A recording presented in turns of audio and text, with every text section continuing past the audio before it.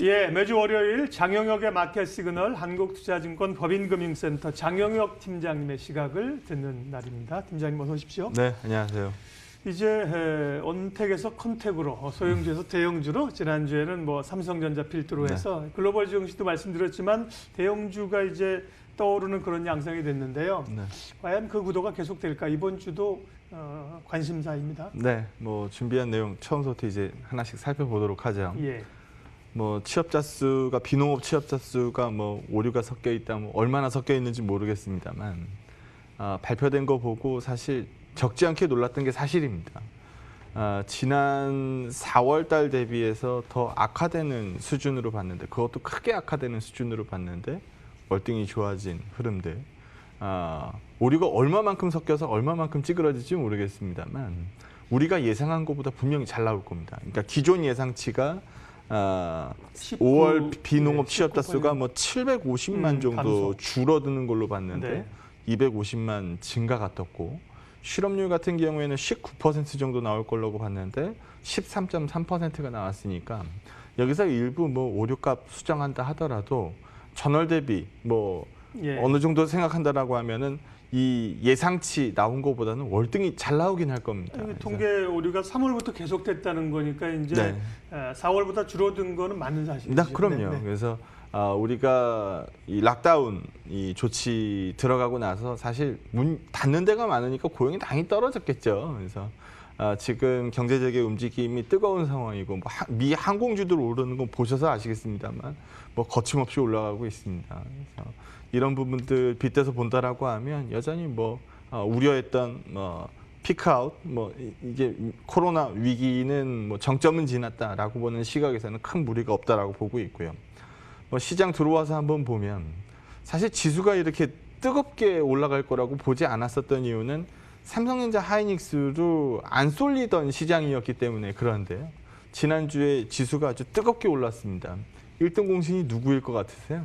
삼성전자가 오르니까 지수가 올랐겠죠. 네, 맞습니다. 그래서 삼성전자 하이닉스 왕의 기환이라고 불러도 좋을 만큼 시가총액 넘버 1, 2가 다시 뛰기 시작한 점, 이게 지수를 밀어 올린 요인이라고 보시면 될 것 같네요. 수급 한번 보시면은요. 이제까지 누가 사서 지수를 끌어올렸는지를 명확하게 보여주는 그림을 제가 준비했는데요. 뭐 그림을 안 봐도 우리 대충 알죠. 누가 사서 끌어올렸는지. 뭐 동학개미운동이 뭐 적지 않은 성공을 거뒀다, 뭐 유례를 찾을 수 없는 성공이다, 뭐 이런 기사들 많이 보셨을 텐데, 개인 투자자가 여기 보시는 것처럼 매수를 리드해서 시장이 밀고 올라왔습니다. 시장이 밀고 올라오는 거에 비해서 기관 수급은 어느 정도 서 있었던 중립적 시각이라고 보시면 될 것 같고요. 연기금은 매수 기조였는데 금투계정이 매도였으니까 상쇄되면서 중립 기조라고 보시면 돼요. 근데 지난주에 주목할 포인트가 하나 있습니다. 기관들이 매수 반전을 찍는데 누가 매수로 반전을 찍던가요? 기관 중에서요? 네. 금투계지. 네, 금투계정이 뭐 하루에 1조 가깝게 뭐 매수를 찍는 것들도 보셨을 텐데요. 그러면 기조를 중립으로 끌고 가던 기관 수급이 어느 정도 돌았던 얘기입니다. 그리고 시장 방향성 궁금할 때는 우리 누구한테 물어보죠? 외국인 투자자한테 물어보죠. 그래서 여기 보시는 것처럼 지수는 올라오지만 외국인 수급은 지속 매도를 찍고 있었던 상황인데요. 뭐 기사를 보신 분도 계시겠습니다만 요때가 한 번 있기 때문에 오주라고 표현을 합니다만 사실상 이거를 제외하면은 여기 보시는 것처럼 뭐 지난 2월 이후에 처음으로 지난주 외국인 수급이 매수 반전을 찍었습니다. 지난주 거래소 매수 금액이 외국인 이 총수급으로 봤을 때 순매수가 2,400억 정도 들어왔고요. 코스닥으로 1,900억 정도 매수가 들어왔습니다. 양쪽 합치면은 뭐 5천억까지는 안 되지만 4천억 중반대는 매수가 들어왔다는 얘기거든요. 물론 외국인 매수의 상당 부분은 삼성전자, 뭐 셀트리온 이런 몇 종목 쪽으로 좀 포커스가 맞춰져 있긴 합니다만, 뭐 현대차도 샀고 업종 대표주들 중심으로 매수 흐름들이 확산세를 떼기 시작하더라. 이게 우리 시장에서 쳐다보는 포인트입니다. 얼마 전까지 뭐 미증시도 마찬가지고 우리 증시도 마찬가지고 가치주가 올랐어요, 성장주가 올랐어요. 성장주가 올랐거든요. 그래서 시장 어려우니까 이렇게 어려운 시장에서 적어도 성장이 보이는 이 회사 쪽으로 뭐 수급이 쏠린다. 이거 너무나 당연한 얘기입니다. 근데 지금은 어떤가요? 성장주로 쏠리는 게 아니고 이 정도 이 레벨이면 이 회사 가치에 비해서 이건 한번 사볼 만하다라고 생각하는 쪽으로 매수가 쏠리잖아요. 그래서 이전에는 몇 종목들 중심으로 뭐 기대서 오르는 시장 분위기였다라고 한다면 지금은 업종 대표주들 쪽으로 완연하게 이제 확산을 보이고 있는 상황입니다. 시장이 부러질 때까지는 한번 뭐 이 기조를 이어가도 좋다라는 말씀을 드려도 될 것 같고요. 몇 주 전이었던 것 같아요. 제가 갑자기 성장주도 들고 나와서 갑자기 왜 이래요라고 뭐 보셨던 분들도 계실 텐데 그 코멘트와 같이 말씀드렸던 게 뭐 KB금융이나 뭐 현대차나 뭐 정유주나 아무도 안 쳐다보던 종목들을 꺼내오기 시작하거든요. 그래서 그런 부분들의 상승 확산이 뭐 크게 나오고 있는 점. 이거는 성장주 부러지기 전까지 적어도 지금 성장주로 몰렸었던 매기가 가치주로 상당 부분 이전이 된 거고 정말 여기서 시장이 우려된다라고 표현을 하려면 성장주가 부러져야 됩니다. 그래서 성장주가 부러지면서 이제 가치주로 옮겨 탔었던 순환매도 끊기는 흐름이 와야 시장이 꺾이는 거지. 지금 상황에서 본다라고 하면 얼마 전에 네이버, 카카오 두 종목만 올라가는 시장 분위기보다는 월등히 좋아진 상황 아니겠느냐라고 말씀을 드릴 수 있을 것 같고요. 이렇게 되는 근본적인 원인은 우리 많은 부분들이 이제 공감하실 텐데 이제 은행에다 돈을 못 넣겠어요. 뭐 많이들 공감하실 겁니다. 기준금리가 0.5까지 내려왔는데요. 우리 대한민국 금리 0.5면 미금리 0포인트나 마찬가지입니다.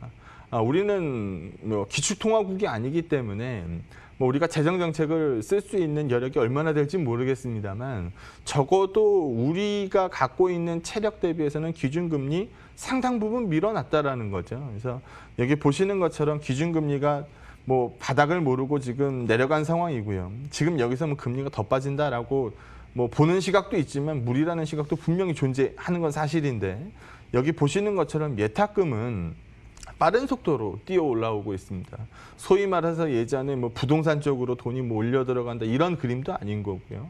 은행에 더 이상 돈이 머물기 어렵고 자산 인플레이션의 가속 페달을 밟는 모습들이 많이 나오고 있는 거 아니냐. 그리고 외국인이 살 때 오른다라는 건 우리 모두 다 알고 있는 사실인데 여기 한번 보시면 이 순이익이 올라가면서 주가가 올라가는 거. 어떻게 보면 순이익이 올라가면서 주가가 올라갔으니까 밸류에이션 값이 빠지는 그림. 이 얘기는 뭐예요? 주가의 상승 속도보다 어닝의 상승 속도가 더 빠르다는 얘기거든요. 그래서 그런 그림들이 소위 말해서 우리가 보는 제일 좋은 그림이죠. 근데 지금 여기 보시게 되면 지수는 일정 부분 반전을 찍었지만 어닝 값은 아직 돌아 나오질 못했고 멀티 값만 훅 뛰어 올라왔잖아요. 그러니까 소위 우리가 불안하다는 얘기입니다.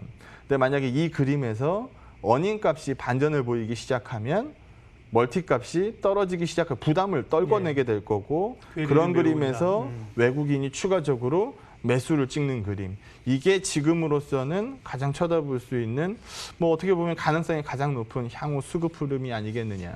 외국인이 5주 만에 뭐 앞에서도 보셨던 것처럼 요게 중간에 끼어 있으니까 5주 만에 매수 반전입니다라고 표현을 하지만 더 엄밀히 얘기하면 2월 이후에 처음 보였던 매수 반전 흐름이었습니다.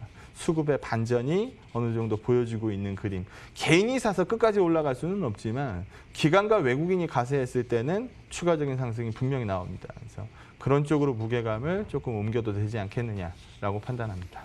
예, 수급으로 시장을 먼저 읽어봤습니다. 수급적 요인 그리고 이제 달러가 약세로 지난주에 이제 진행됐다는 요인들도 수급을 좀 긍정적으로 줬고요. 원화도 이제 1,200원대 초반까지 떨어져서 주변 항공이 좋습니다.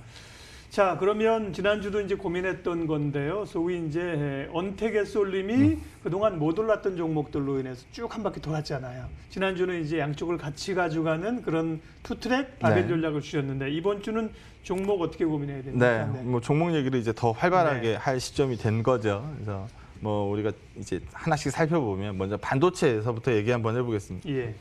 뭐 방향성 논리에서 빠질 수 없는 업종이 사실 반도체입니다. 근데 우리 지난 뭐 5월 수출 데이터에서도 볼 수 있는 것처럼 안 닫힌 수출 품목이 하나가 있죠. 뭐가 안 닫히던가요? 반도체가 안 닫혀요. 그러니까 그런 부분들에서 우리가 아이디어를 찾는 건데 이 그림 한번 보시죠. 여기 보시는 것처럼 2020년도에 이 그림에서도 나오는데 설비 투자가 늘어요, 줄어요? 2020은 여기입니다. 예. 설비 투자가 주는 거 나오네요. 줍니다. 늘 수가 없죠. 왜냐하면 뭐 코로나 때문에 뭐 다 닫혀 있었던 상황이기 때문에 이 설비 투자 자체가 줍니다. 설비 투자가 줄면 생산량은 어떻게 되나요? 줄겠죠. 네, 떨어집니다. 그렇게 되면은 우리 반도체 업종에 대해서 좀 생각을 해봐야 되는데 반도체를 뭐 너나 할 것 없이 다 만드나요? 아니에요. 글로벌리하게 봤을 때 몇 개의 브랜드가 과점 체제죠. 생산을 책임지는 과점 시장입니다. 그러면 가격이 오르는 데는 두 가지 요인이 있겠죠. 수요가 늘어서 가격이 오르는 케이스가 있고 공급이 줄어서 가격이 오르는 케이스가 있고. 근데 이런 과점 시장일 때는 뭐가 더 탄력적으로 가격에 반영이 될까요? 공급 사이드 영향이 크죠. 공급이 줄 때 가격이 훨씬 더 많이 탄력적으로 오른다는 겁니다. 그래서 이 그림하에서 우리 이 반도체 업황 하에서 생각해 본다라고 하면 이 몇 개 안 되는 메이커들이 설비 투자를 못했다. 그러면 그 기간 동안 이 설비 투자가 다시 반전을 찍는 시간 이전까지는 적어도 반도체 가격에 대해서 큰 우려를 하지 않지 않겠느냐라는 거고, 이건 공급 사이드에서 쳐다본 거고, 수요 사이드에서 한번 생각을 해보면 뭐 마이크로소프트, 구글, 뭐 아마존 뭐 이런 쪽들의 뭐 소위 말해서 미국 빅3 인터넷인데 얘네들의 뭐 데이터 센터라든지 이런 캐펙스들은 줄어요, 늘어요? 오히려 2020년도에 늘거든요. 그러면 공급은 줄고 수요는 늘고 그럼 가격상으로는 유리한 그림이 만들어지는 거 아니겠느냐. 그래서 여기 보시는 것처럼 뭐 디램이고 낸드고 수급 사이드에서 쳐다봤을 때 이 서프라이 디맨드의 레이쇼라고 하면은 공급이 이 수요에 비해서 몇 퍼센트의 비율로 나오고 있는 애를 보여주는 거죠. 제가 지금 100% 밑에다 이제 선을 긋고 있는데요. 지금 여기서 보시는 것처럼 지금 어느 정도 보여요, 지금 그림이.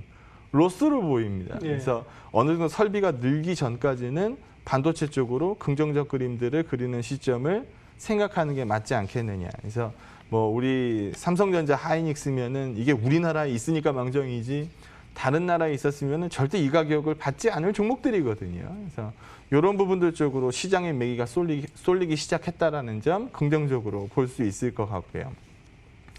뭐 지난번에도 제가 갑자기 현대차 얘기하니까 웬 현대차 하시는 분들이 많이 계셨을 텐데 기저 효과가 주는 부분에 배팅하자라고 제가 말씀드리면서 정유주 얘기를 했고 자동차 얘기를 합니다. 은행주도 그때 얘기를 했죠. 그래서 그런 부분에서 한번 생각해 보면 지금 뭐 특정 브랜드 얘기를 해도 될지 모르겠는데 제네시스에서 이제 새로 나온 RV 차량 있잖아요.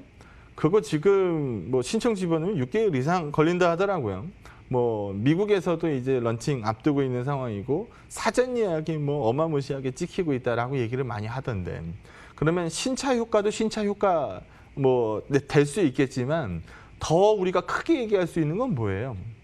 박살 났는데 이 이상 박살날 그림을 만들기 어렵다라는 거죠. 그래서 여기서 소위 조금만 돌아도 전월 대비해서 로스폭들이 훅훅 줄기 시작한다라는 점입니다.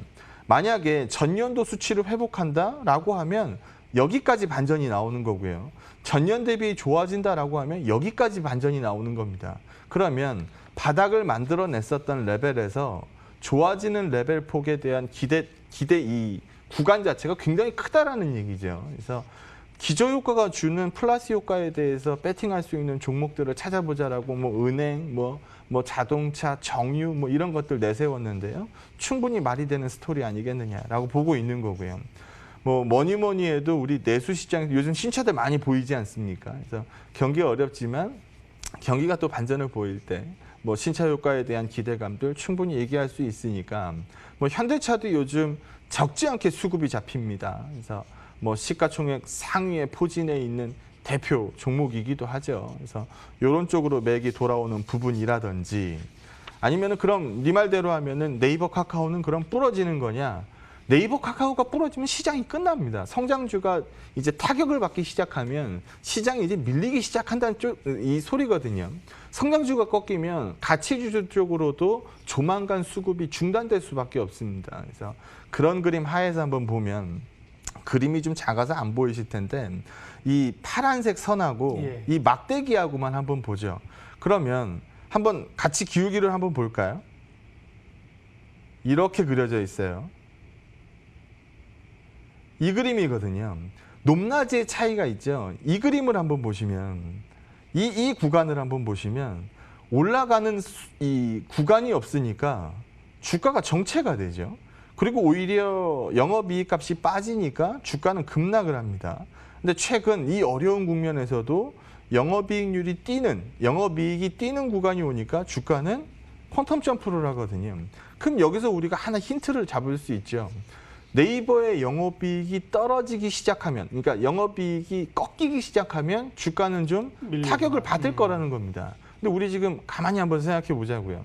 지금 저 네이버 카카오의 영업이익이 부러지겠습니까?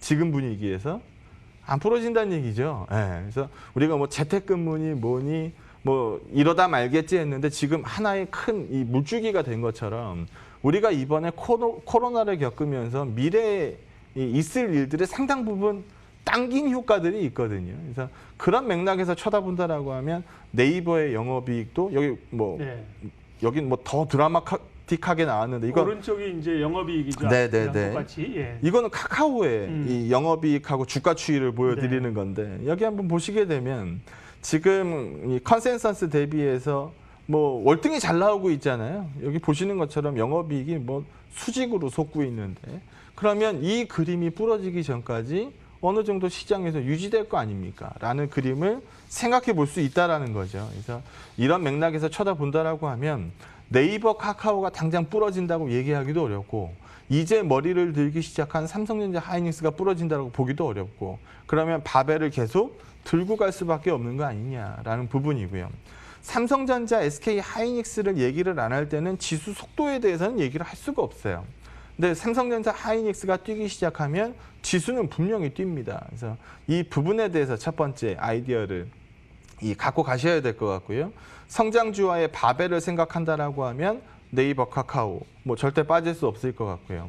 오늘 뭐 뉴 삼성의 뭐 이재용 이 법정 구속 판단에 대해서 한번 또 난리가 날 수도 있겠습니다만 뭐 삼성바이오로직스 뭐 신고가 흐름 보여주고 있고요. 뭐 셀트리온 헬스케어라든지 이런 부분들도 또 하나의 이 투자 아이디어들 이 섹터가 될 수 있는 거고요. 그러면 삼성전자 들어가고 삼성바이오로직스 들어가면 빠지지 않는 한 종목 뭐 제가 늘 얘기했었던 삼성물산이 이 빠지지 않게 될 거고요. 뭐 삼성 SDI도 있고 LG화학도 있고 하지만 요즘 뭐 현대차의 정인선이와 뭐 삼성의 이재용이가 만나서 안부만 나누고 헤어지진 않았을 테니 현대차의 전기차를 생각한다라고 하면 삼성 SDI 효과가 좋지 않겠습니까? 라는 부분이고 좀 전에 보셨던 것처럼 현대차가 아무도 거들떠보지 않을 때 지금 밑전에서 꽤나 많이 반전을 기록하고 있는 점 그리고 이 정도 금리 왔으면 수신금리는 기가 막히게 내리지만 대출금리는 덜 내린다. 그러면 님 비율은 덜 빠진다라는 거고 은행주의 주가는 님에 동행하게 돼 있습니다. 그래서 넷인컴 마진 쳐다보면 은행주도 나쁘지 않은 케이스고 유가가 뭐 많은 분들 재미도 보셨을 텐데 유가 ETF 가지고 매매들 많이 하셨죠. 뭐 우리나라 거는 괴리가 너무 크지만 뭐 예를 해외에 있는 뭐 USO라든지 이런 유가 ETF들 거래하시는 분들 굉장히 많았습니다.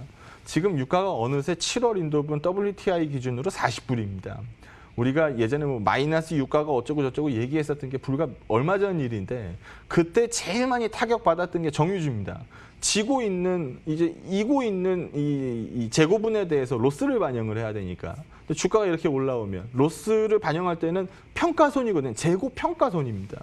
그러면 이 유가가 이렇게 올라오면 평가손 잡았던 부분들을 환입 잡아야 되거든요. 그래서 평가 이익으로 바뀌겠죠. 그래서 그런 부분들 반영하면 정유주들 나쁘지 않을 것 같고요. 스몰캡이 하나도 없으니까 뭐 한 종목 끼워는 게 뭐 에이스테크 5G만큼 못 간 스몰캡도 아마 없을 것 같아요. 요즘에. 그래서 5G 쪽에서 제일 지금 흐름 괜찮아 보이는 게 사실 에이스테크거든요.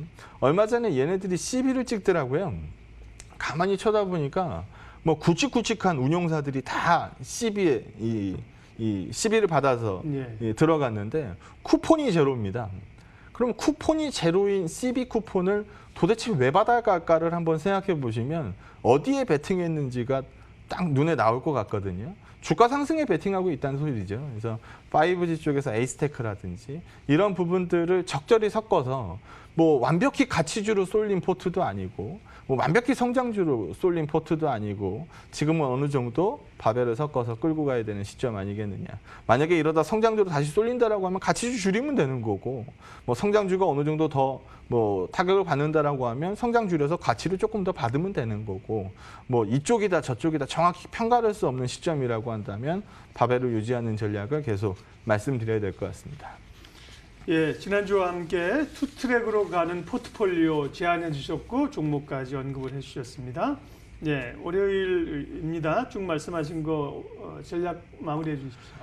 제가 보기에는 시장이 잘 가는 거, 뭐 시장이 뭐 하루에 뭐 30피씩 뜨겁게 가는 것도 뭐 좋아하시는 분들 계시겠습니다만 저는 시장의 상승폭이 덜 나와도 오르는 종목 개수가 늘어나는 게 훨씬 더 좋은 시장이라고 생각합니다. 그래서 거래소 시가 상위 종목들 봤을 때 요즘 상승 개수가 완벽하게 많거든요. 물론 코스닥의 상승 종목 개수가 좀 떨어진 거는 있지만 지수를 읽을 수 있는 이 거래소 상위 종목들의 업종 대표주들을 보면 얼마 전에는 로스가 더 많았는데 요즘엔 더 플러스가 많습니다. 소위 확산 기조라는 거거든요. 그래서 확산이 증시의 최고 호재라는 점을 생각해 보면 여기서 일부 좀 속도 조절이 나온다 하더라도 종목들이 다시 심각하게 타격을 받지 않는다라고 하면 어느 정도 뭐 포트를 유지하고 끌고 가야 될 시점 이쪽으로 무게를 좀 실도록 하겠습니다.